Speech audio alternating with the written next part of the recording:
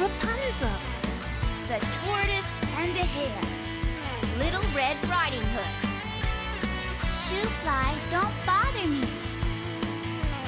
Stories good for bedtime, stories through the day, stories short and long rides, stories let you play, stories help to make you laugh, sometimes even cry. Stories good for any time, help the day go by. I love stories, lots and lots of stories, stories that are told or read. I love stories, all kinds of stories, they get caught inside my head. I love stories, let's see some stories, that is how my brain gets fed. I love stories, tell again stories, especially when I go to bed.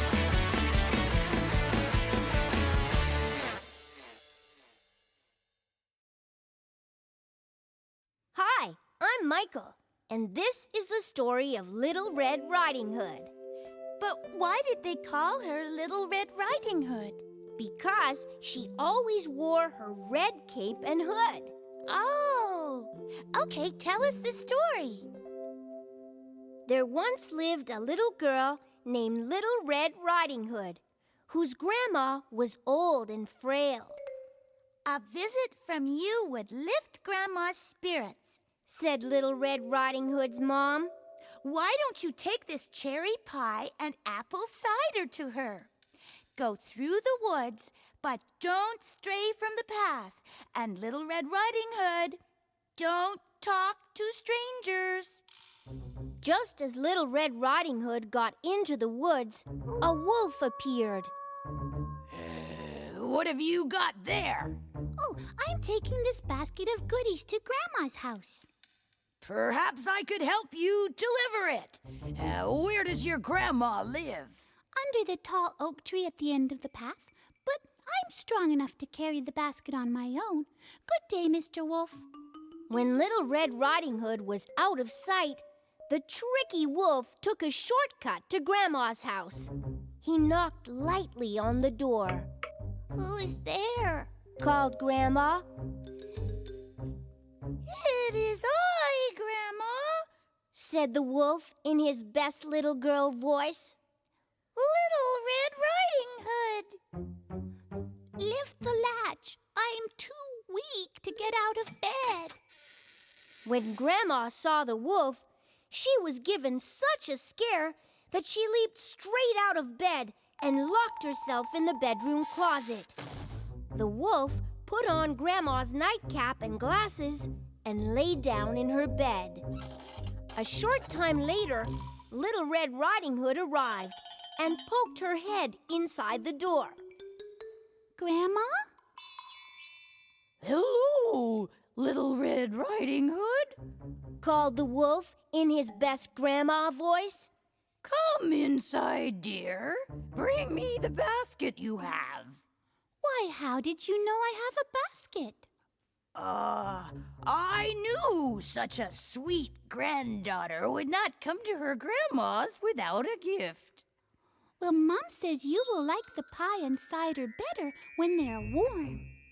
Little Red Riding Hood slid the pie into the oven and placed the can of cider atop the stove.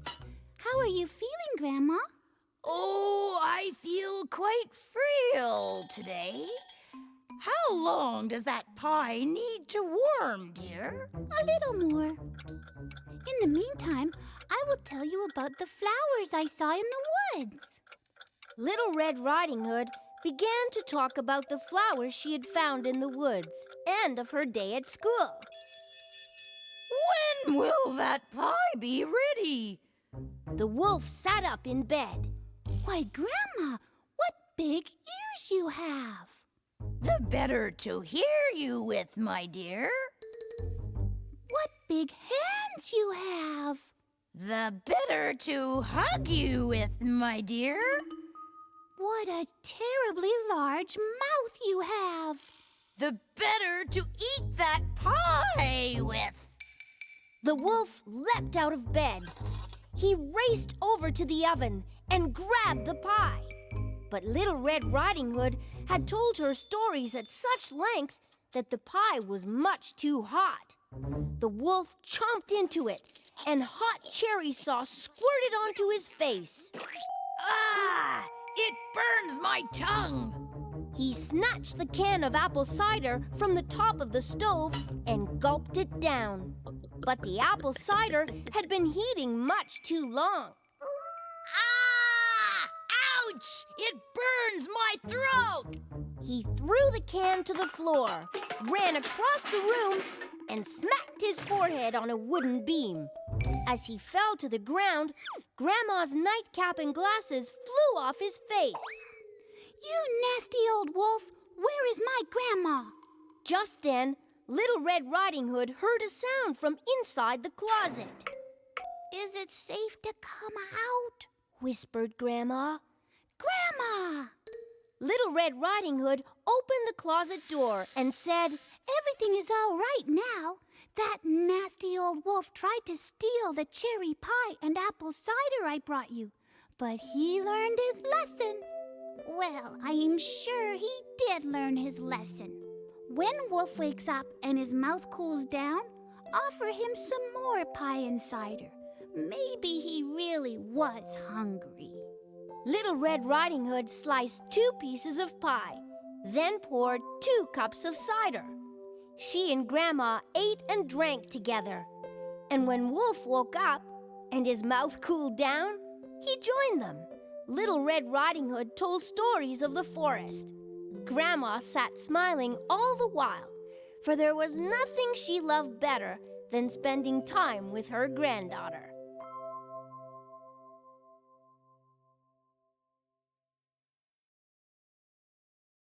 This story is Rapunzel.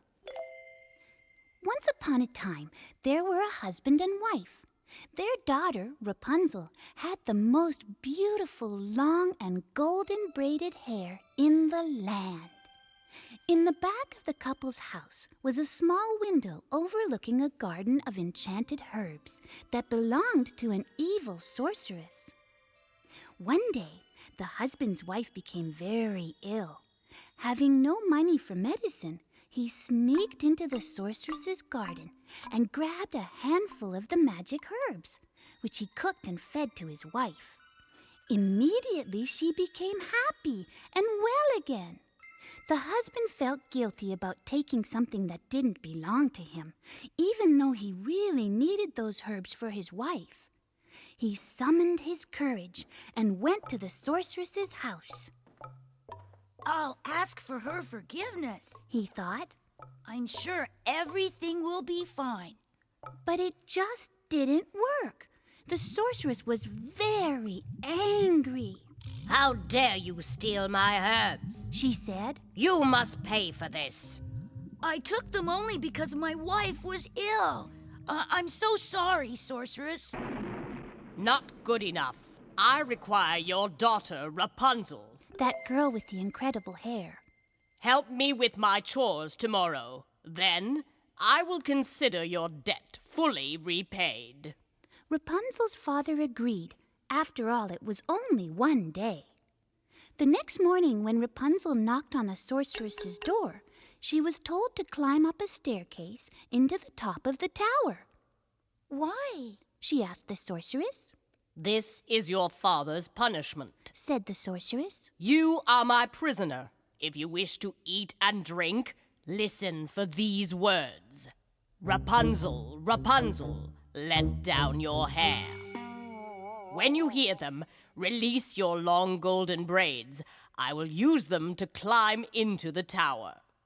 The tower had only a little window. There was no escape. Rapunzel obeyed the sorceress's wishes and climbed up, up, up into the tower. Besides, she was getting hungry. Some time later, a handsome prince passed by the tower. Suddenly, he heard a lovely song. It was the sound of Rapunzel's voice, for she passed her time alone in the tower, singing songs. Her song touched the prince's heart so deeply that he rode back to the tower every day to listen.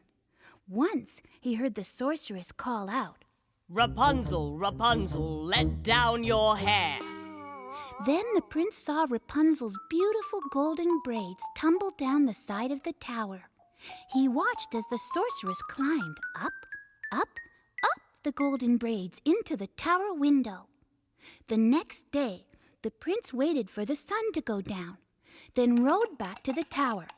When he heard the lovely singing, he called out, Rapunzel, Rapunzel, let down your hair.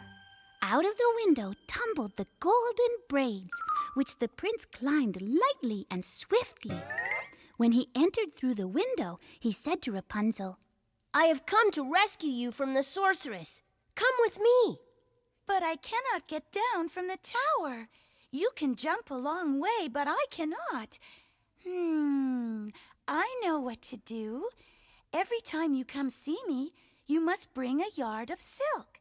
When I have sewn together 20 yards, it will be enough to reach the ground.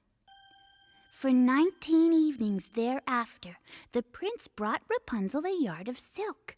On the 20th day, before the sun had set, the sorceress found in Rapunzel's room a piece of silk so rare and so wonderful that it could belong only to a prince. How dare you? She exclaimed. Holding Rapunzel's braids, she cut them off. Then the sorceress ordered the tower guards to take Rapunzel deep into the forest. That evening, the sorceress took the cut braids and tied them to the tower window.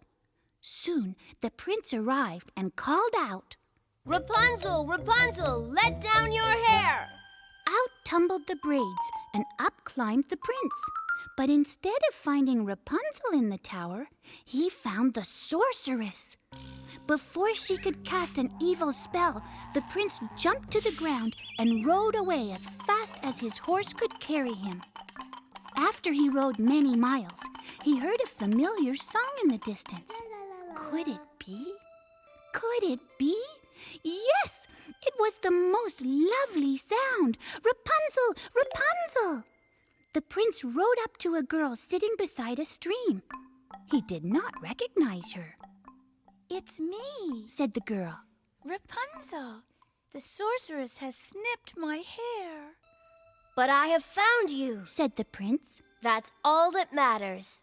But how can you love me without my beautiful golden braids? Said Rapunzel. It is your voice that touched my heart, said the prince. Together, they rode to the prince's kingdom, and the prince sent immediately for Rapunzel's mother and father. The prince and Rapunzel were married, and soon Rapunzel's hair returned as golden and beautiful as before.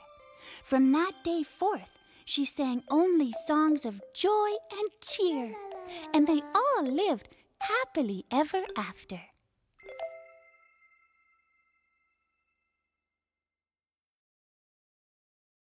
I'd like to tell everyone one of my favorite stories. Oh, goody! This story has a real live princess in it. Wow. Well, maybe she's a princess. We'll find out.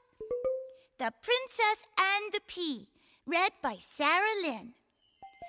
Once upon a time, there was a charming young prince who wanted to find a lovely young woman to be his bride, his princess. There was one rule of the kingdom, however. This bride would have to be a real, honest-to-goodness, genuine, authentic princess. The prince searched and searched and searched for his heart's desire. He looked throughout his kingdom. No one. He searched all over the whole world. But alas, nowhere could he find what his heart truly wanted. There were princesses enough, but it was difficult to know if they were real, honest-to-goodness, genuine, authentic princesses. There was always something about them that just wasn't as it should be. So he returned to his kingdom again, discouraged, dismayed. and very disappointed. How could he find his lovely young bride? How could he even know a real princess when he met one? What do you think, Eddie? That's a tough one, Sarah Lynn. Ribbit. Hey, Freddie thinks it's a tough one, too. What happens next, Sarah Lynn? Well, one evening there was a terrible storm. Thunder crashed, boom! Lightning bolted, and the rain poured down in torrents. Suddenly, a knocking was heard at the palace gate. The old king got up from his chair by the fireplace and went to open it. He opened the door and was aghast. The king called his queen to see the sight. There was a young woman standing in front of the gate. My goodness, look what the rain and the wind had done to her. The water ran down from her soggy hair and dripped from her drenched clothes.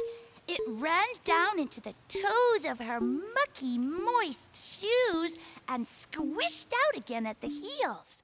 The shivering young woman spluttered, Oh, I am so sorry to bother you, Your Highness, but I was traveling the countryside on my kingdom's business.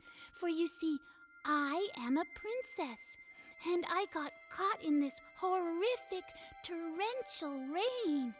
Oh, I was wondering if I could find shelter in your palace until I can continue on my royal business. I would be so appreciative. and she curtsied very nicely, as if she knew what to do. Well, we'll soon find out if she is a real princess, thought the wise old queen. So they let her in. The queen scurried into the guest bedroom with her lady-in-waiting, took all the bedding and the mattresses off the bedstead, and laid one single tiny pea on the box spring. Then the queen and her lady-in-waiting took 20 mattresses and laid them one by one by one by one on top of the pea, then added 20 down quilts on top of the mattresses, and then added one lovely royal blanket. The queen smiled. After warming herself by the fire and eating a delicious dinner, the lovely young princess went to the guest bedroom for the night. She climbed up the royal ladder left by the queen, up, up, up, up, up, onto the very top of the bed, and snuggled beneath the royal blanket, exhausted and ready for a good night's sleep. In the morning, over breakfast, the queen asked the lovely young princess if she really was a real, honest-to-goodness, genuine, authentic princess. How did you sleep? Oh, very poorly, said the princess. I have scarcely closed my eyes all night. I am sure there was something under my mattress. It must have been very hard because I am black and blue all over. Now the wise old queen knew this young woman, who just happened to come to the palace door, was a real, honest-to-goodness, genuine, authentic princess. Only a real princess could feel the tiny pea through 20 mattresses and 20 down quilts. Not just anybody could be that sensitive. Finally, her son could end his long search. So the prince took the lovely young princess for his wife, for now he knew that he had a real, honest-to-goodness, genuine, authentic princess. The pea was put in a museum so everyone in the kingdom could see how something so small brought a world of happiness to their prince. The end.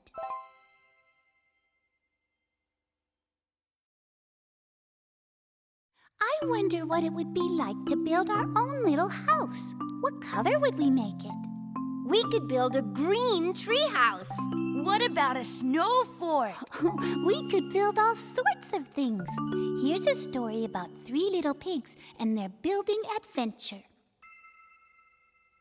Once upon a time, there was a mother pig with 3 little sons. They lived in a small, quiet village. The 3 brother pigs played together every day and skipped through the village, talking, laughing, and bringing home food for their mother. They didn't know that a nasty wolf was often spying on them, watching from around corners and peeking at them from behind trees. Ooh! One day, the 3 little pigs had grown big enough to live in houses of their own.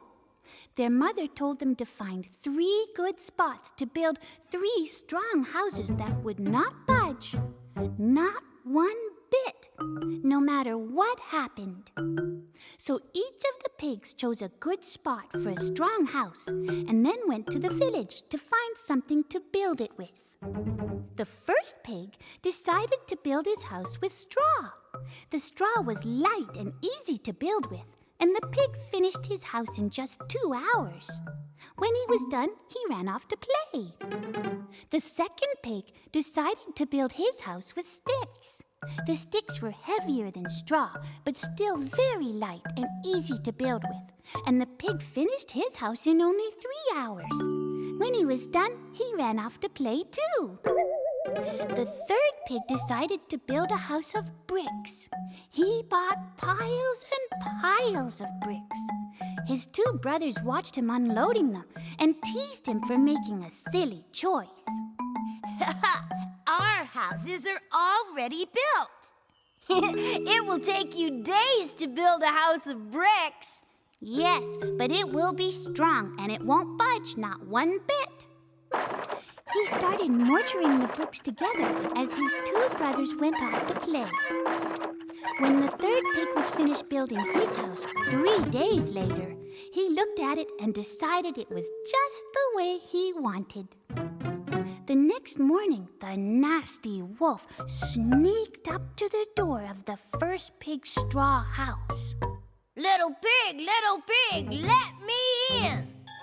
Recognizing the wolf's voice, the pig said, Not by the hair of my chinny chin chin. Then I'll huff and I'll puff and I'll blow your house in. So Wolf huffed a great huff, and he puffed a great puff, and the pig's straw house came crashing down. The pig went racing off towards his brother's house made of sticks and reached it just before the wolf caught up with him. Little pigs, let me in. Not by the hair of our chinny chin chins, said the 2 trembling pigs. Then I'll huff and I'll puff and I'll blow your house in. So he huffed a great huff, and he puffed a great puff, and the house made of sticks came crashing down. The 2 pigs went racing off to their brother's house made of bricks and reached it just before the wolf caught them. Little pigs, let me in. Not by the hair of our chinny chin chins. Then I'll huff and I'll puff and I'll blow your house in. So he huffed a great huff, and he puffed a great puff. But the house made of bricks did not budge. Not one bit. I said I'll huff and I'll puff and I'll blow your house in. And again, he huffed a great huff. He puffed a great puff. But the house made of bricks did not move at all. It did not budge. Not one bit. This time, I'm serious. The wolf huffed and he puffed harder than he ever had in his entire life.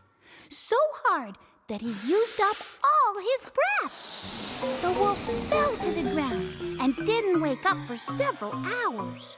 When he woke, he looked again at the house made of bricks and opened his mouth to begin huffing and puffing harder than ever. Then he stopped and said, Oh, never mind. and slumped off into the woods.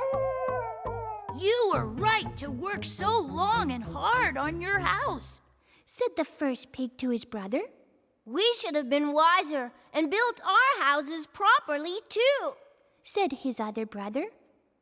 They had learned a very important lesson. It always pays to do something properly, even if it takes a little more time. The next day, the three pigs went into the village together, bought lots of bricks, and used them to rebuild the two houses the wolf had blown down, so they would never budge. Not one bit. They lived happily ever after, and that old wolf, he never bothered them again.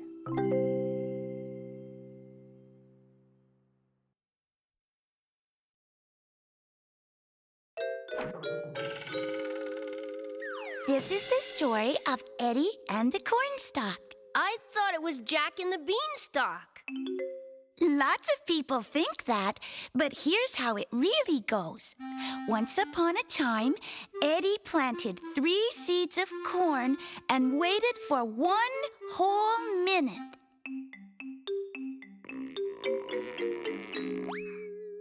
Man, all that work for nothing. Why aren't there 3 big, tall stalks with nice, juicy ears of corn yet? I'll ask Farmer Jed. He'll know.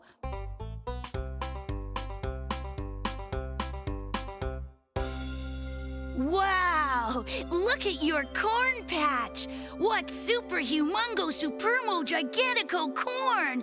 How do you make it grow, Farmer Jed? Well, all it takes is a little time, a little patience, and just 1 little drop of my special plant food. That's exactly what I need. Could I borrow some? All right, Eddie. But remember, just 1 little drop. I'll remember. And Eddie did remember. Sort of, kind of, halfway. If 1 little drop makes the corn grow tall, I wonder what 2 little drops will do. Maybe 5 or 6 or 49. Or maybe Farmer Jed meant to say 1 whole bottle. Eddie was so tired from all the work, he decided to take a rest, and he fell fast asleep. Higher and higher his corn stalks grew. Suddenly, Eddie found himself in an amazing land where everything was giant-sized, including the people. Fee, fi, fo, fum. I smell the smell of a lawn chair. How'd you grow this humongo supermo gigantico garden? All it takes is a little time, a lot of patience, and never more than 1 little drop of my special plant food. I was afraid you were going to say that. And just then, in the blink of an eye, the cornstalks had grown so fast, so far, so tall, that the roots couldn't hold them up. Oh, what a dream! Or was it?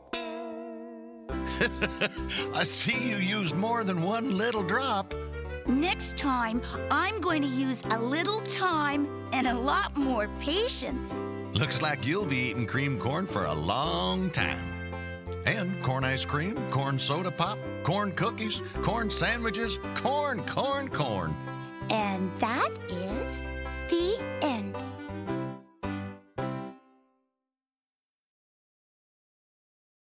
Maggielocks and the Three Bears. There once lived a little girl who liked to skip through the woods collecting flowers in her basket. One morning, she put on her shoes, placed her basket over her wrist, and skipped outside into the sunshine, singing a pretty tune. It was such a lovely day that she skipped farther along than usual, and at one point she realized she was quite lost. Looking to her left, she saw nothing but unfamiliar trees. Looking to her right, she saw nothing but an unfamiliar path leading deeper into the woods. Then she turned around and saw a small house. She went up to the house and knocked on the door. No one answered, so she called, Hello? Is anyone home? I've come too far into the woods and I don't know my way back home. Again, no answer came. Maggielocks was tired and also getting hungry, so she pushed the door just a little and it swung open with a little sound. Maggielocks did not realize that the house she had entered belonged to the Three Bears. They had gone out for a morning walk, just as she had. It was berries they liked to pick, not flowers, and the basket they used was much bigger than hers. Maggielocks walked into the kitchen and saw 3 bowls of porridge resting on the table. Though she knew it was naughty to take other people's things, she was so hungry from her long walk that she said to herself, Perhaps I'll just have a small bite, and that will be enough to satisfy me until I find my way back home.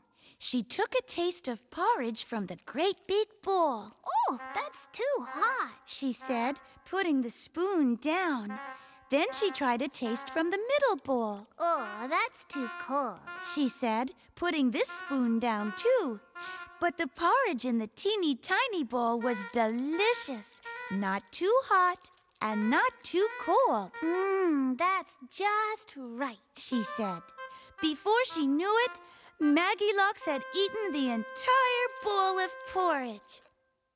Getting up from the table, she saw 3 very comfortable-looking chairs standing in a row in the next room. She went over to them. First, she climbed up onto the great big chair. Oh, that's too hard, she said, hopping down. She tried the middle chair next. Oh, too soft, she said. Then she tried the teeny tiny chair, which was perfect. Not too hard and not too soft. Oh, that's just right, she said. Maggielocks was getting sleepy, so she walked up the stairs where she saw 3 beds. Perhaps I'll have just a little nap before finding my way back home, she said. She climbed up onto the great big bed. Oh, that's too high, she said, jumping off. Then she tried the middle bed. That's too low, she said. Finally, she lay down in the teeny tiny bed, which was not only a good height, but also the most comfortable bed she'd ever been in. Oh, that's just right, she said. A few moments later, Maggielocks was asleep. Soon, the 3 bears arrived home from their walk. As they placed their large basket of berries in the kitchen, they noticed something different.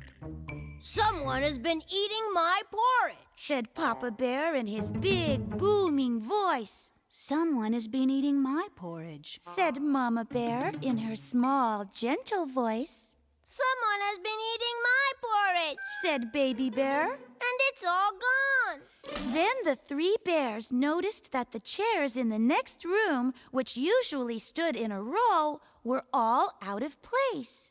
Someone has been sitting in my chair, said Papa Bear in his big, booming voice. Someone has been sitting in my chair, said Mama Bear in her small, gentle voice. Someone has been sitting in my chair, said Baby Bear. And it's fallen right over onto the floor. The three bears climbed the stairs and noticed that their beds, which were usually tidy, had been messed up. Someone has been lying in my bed, said Papa Bear in his big, booming voice. Someone has been lying in my bed, said Mama Bear in her small, gentle voice. Someone has been lying in my bed, said Baby Bear. And she's still in it. Oh! shouted Maggielocks, waking to see the three bears standing in front of her. She was frightened and felt very worried about the things she had done. Who are you? said Papa Bear in his big, booming voice. My name is Maggielocks. Where do you live? said Mama Bear in her small, gentle voice. At the other end of the woods. What are you doing here? asked Baby Bear. In our house. Well, I got lost while picking flowers, said Maggielocks. and now I can't find my way home. I'm sorry for all the naughty things I've done. I was very hungry and very tired.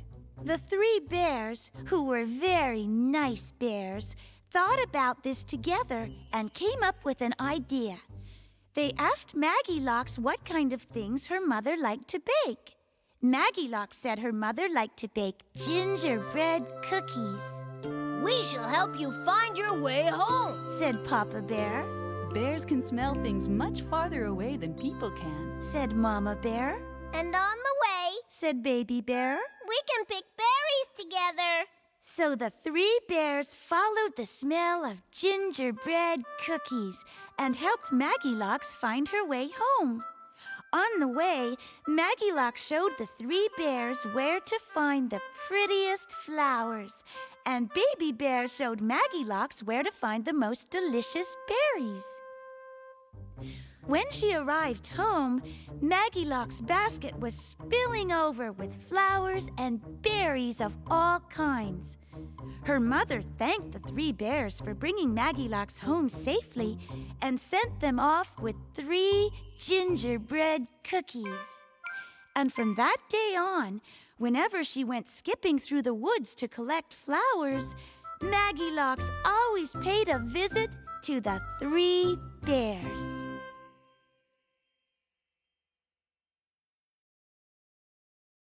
Would you like to tell us a story, Michael? Yes. My favorite story is about how a clever crow helps his friends in the forest. Oh, wow, Michael. Oh, helping his friends. Tell us your story. Okay. There once lived a kindly old crow in a big leafy tree. This crow had enjoyed a good, happy life, and during his years, he had received help from many other crows. When he was just a baby, his mother and father had brought him food to eat. When he was growing up, his big brothers and big sisters had played games with him and taught him how to soar high above the ground. When he was grown up, his friends showed him interesting places to see and introduced him to other birds who lived nearby, like sparrows, hummingbirds, woodpeckers, and pelicans. He now spent every morning searching for ways to help other birds.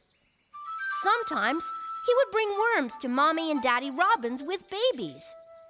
Sometimes he would visit young hawks and teach them fun games, or show them how to fly high above the ground with their wings spread wide.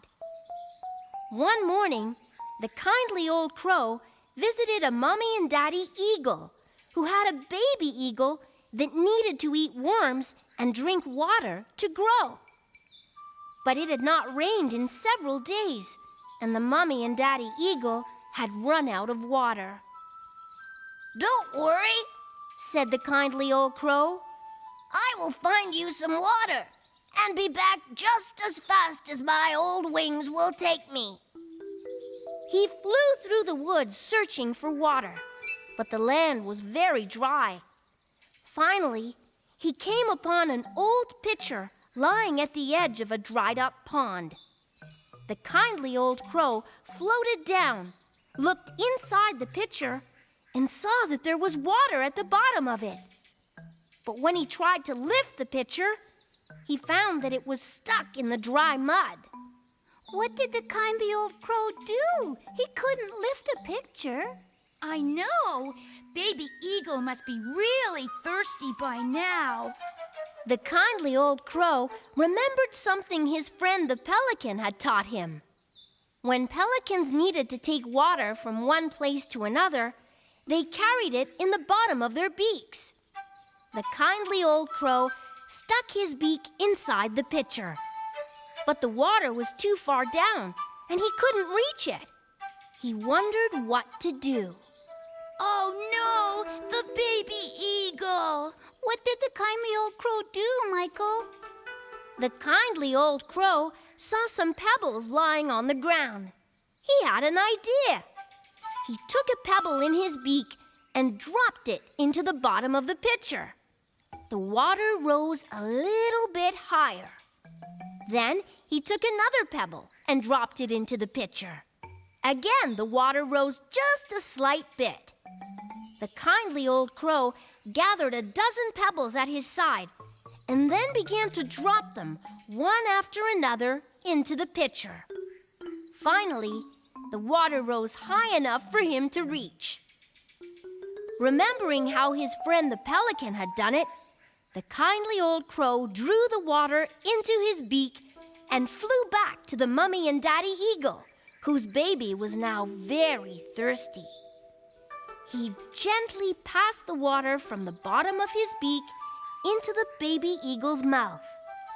The baby eagle smiled as she drank, and the Mummy and Daddy Eagle, seeing that their baby was happy and no longer thirsty, smiled too. They thanked the kindly old crow, who said he was always happy to do them a favor. Then he went home to rest, happy with his day. Even though he was an old crow, he had learned a new lesson. It's always fun to solve a problem in an old way, but finding new ways to do things can be the most fun of all. The old crow was smart. He thought about the problem and remembered things he'd learned from his friends. The old crow was kind, too, helping the eagle family. Great story, Michael. Thanks.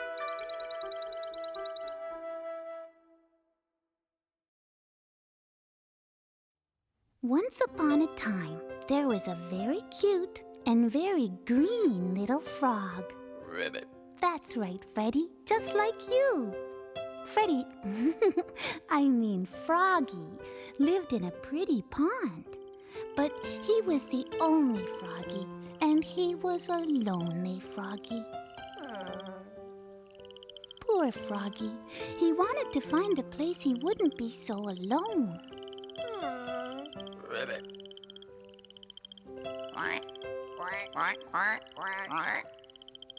And just then, Froggy was sure he found just what he was looking for. This might be the pond. Quack, quack, said Mama Duck as she gave her ducklings their singing lessons. Frog had joined the class. Quack, quack, quack, quack, quack. Mama Duck knew something just wasn't right. The one on the end was greener and not as feathery as the others. Are you sure this is where you want to be? Asked Mama Duck of the frog. Oh, yes. You betcha. But Mama Duck wasn't so sure. Froggy, Come on here. Come on over here. Lucky for Froggy, some good friends came to help.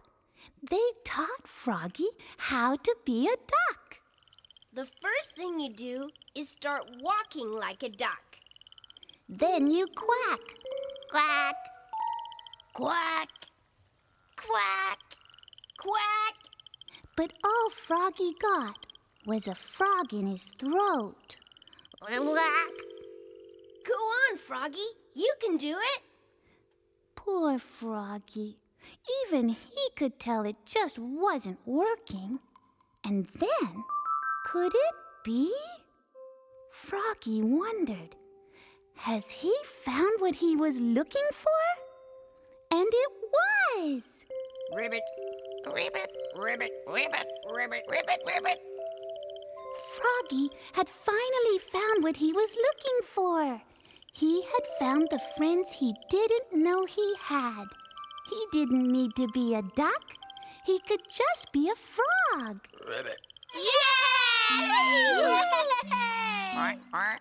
At last, Froggy was just where he wanted to be. And they all lived happily ever after. The end.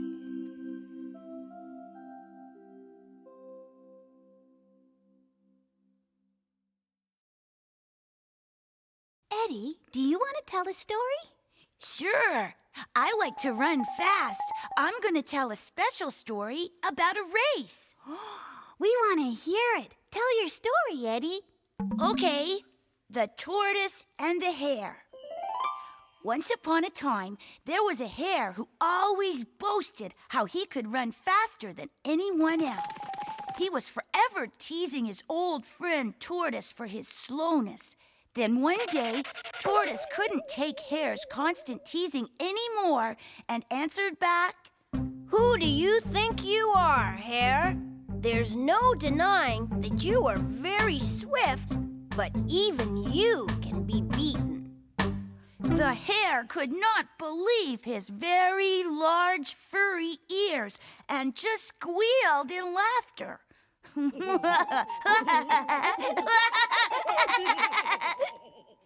Beaten in a race? By whom? Not you, Tortoise. Surely not you. I bet there is no one in this forest and even the world who can win in a race against me. I am a very speedy sprinter. But why don't you try, Tortoise? Annoyed by such bragging, the tortoise accepted Hare's challenge. A course was planned, and the next day at dawn, they stood at the starting line. Bang! The race started! The hare yawned sleepily as the tortoise trudged meekly off. When the hare saw how painfully slow Tortoise was, he decided, half asleep on his feet, to have a quick nap. Take your time, Tortoise, said Hare. I'll have 40 winks and still have plenty of time to cross the finish line before you. Tortoise just kept walking and thought to himself, Slow and steady wins the race. After a while, Hare awoke with a start from a fitful sleep and gazed around looking for Tortoise. He saw him a little in front. The poor creature had not even covered a third of the course. Breathing a sigh of relief, the hare decided that he might as well have his breakfast, and he scampered away to munch on some crunchy cabbage and carrots he'd found in Farmer Jed's field. He ate as much as he could, and the big meal made him sleepy, and the hot sun made his eyelids droop. With a careless glance at Tortoise, now halfway through the course, he decided to have another snooze before zooming past Tortoise at the finishing line. Hare fell fast asleep and was soon snoring happily. The sun started to sink below the horizon, and the tortoise, who had been plodding towards the finish line since early morning, was a yard from the end of the race. At that point, the hare woke with a jolt. Ah! When he saw Tortoise was just a speck in the distance, Hare leapt to his paws and started to run. He leapt and bounced with as much speed as he could muster, gasping for breath. But the hare's effort was far too late.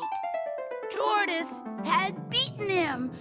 Tired and in disgrace, Hare slumped down beside the victorious Tortoise, who was smiling kindly at him. Slow and steady wins the race. Slow and steady wins the race, he said. Hare learned his lesson that day. That was a great story, Eddie.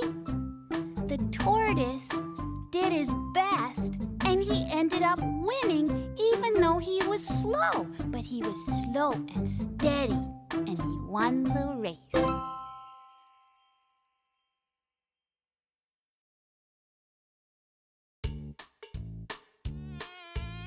Please, little fly, go away. I don't want to play just now. What's wrong, Eddie? Oh, this fly won't leave me alone. And Michael and I want to play catch. Let's all nicely ask the fly to go away. Shoo Fly, don't bother me. Shoo Fly, don't bother me. Shoo Fly, don't bother me. I belong to somebody. That fly has gone away. At last, I'm free to play. I told that pest to scram. Now I'm as happy as a clam. Shoo Fly, don't bother me. You're not my cup of tea. Please stop annoying me. Kindly go and let me be. I think I'll find a nook, curl up and read a book. Some nice and quiet spot. Someplace where that fly is not. Shoo Fly, don't bother me. Go fly to Tennessee. Leave on the count of 3. Can't you see you're bugging me? I need to go outside and find a place to hide. My plan had better work, or I'll really go berserk. Shoo Fly, don't bother me. Please leave immediately. Fly far away from me. I don't want your company. My tummy has a hunch that it could use some lunch. I think the coast is clear. No more buzzing in my ear.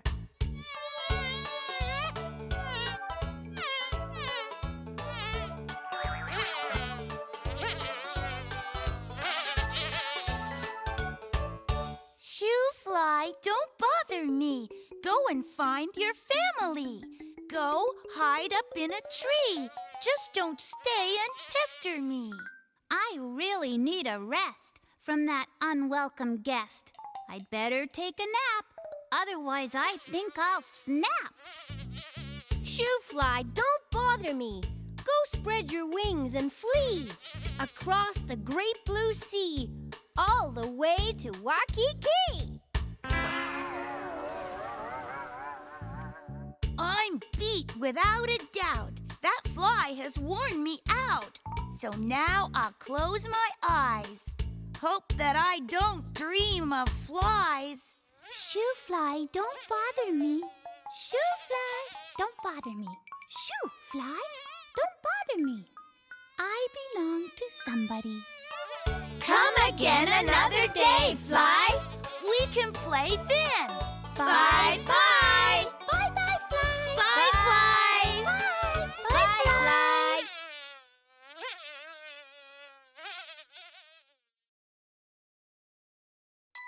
This is a really good story that Farmer Jed told me. When Farmer Jed was a boy, he lived in a village by the ocean.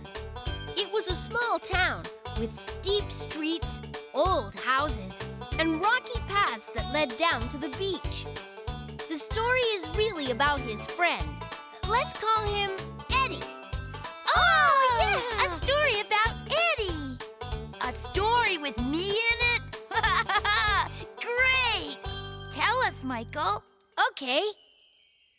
Eddie loved exploring caves in the cliffs along the beach. And all summer long, he would go down to the beach, pick a favorite cave, and sort of fix it up with stuff. Ropes he found, shells, stones, driftwood, seaweed, and even an old chair he found. Did he invite Farmer Jed to visit his caves? Yes, sometimes. But Farmer Jed mainly went away in the summer to work on his family's farm. So, one day, toward the end of the summer, Eddie walked into a cave where he'd not been before. Immediately, a big booming voice came from the back of the cave. Who is trespassing in my cave? Eddie was frightened and let out a squeak. Eee! It's me, Eddie. The big voice boomed out again. To see my cave, you will need to give me a treasure. Eddie searched his pockets and found a bit of string, a couple of shells, and some old wax from a candle. Eddie called out, I'm putting my treasure on the rock by the entrance. It's all I have. The voice boomed. Okay, now sit down and wait for me. Eddie sat down. He was shivering with fear, wondering who is in this cave. Slowly, so slowly, out came a very large, rather bent-over old man, wearing a great green coat. Eddie thought it looked like a dragon skin coat. The old man looked at the trembling Eddie by the rock and let out a huge roaring laugh. I really scared you, didn't I? Eddie nodded weakly. I'm really not a monster, though I act a bit like a dragon in a cave, pretending to breathe fire at people with my words and voice. Eddie relaxed a bit. He was rather interested in this odd dragon person, so he asked, What is your name? The old man in the green dragon coat roared out, My name is Ivan Imapufsky. but he added more quietly. Most people just call me Puff. Eddie asked. Do you live here? Puff explained. I don't have any other home, so I live here. I'm really rather lonely and could use a friend. Well, Said Eddie. then tell me about yourself. A couple of hours later, when Eddie had to hurry home for dinner, he and Puff had become friends. As Eddie left, Puff called out, Eddie, you could come and visit me again. Eddie shouted back, I sure will. and the rest of that summer, Eddie and Puff explored caves, built sandcastles, sailed in a boat, fished, and just sat and talked.